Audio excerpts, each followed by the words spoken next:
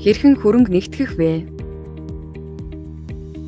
Үндсэн хөрөнгийн менежментийн гүйлгээ хэсгээс хөрөнгө нэгтгэх гэдгийг сонгоно.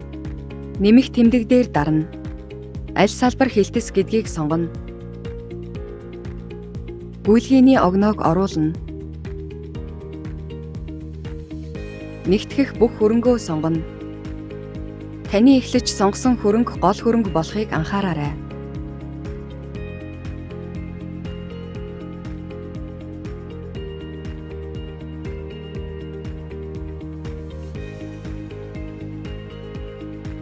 Төлөвөө хийсэн болгоод хадгалах товчийг дарна.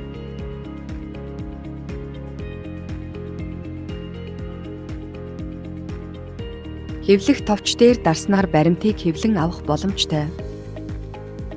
Хөрөнгө нэгтгэлийн лавлгаанаас та өөрийн хийсэн бүх нэгтгэлийн мэдээллийг харах болон хэвлэх боломжтой.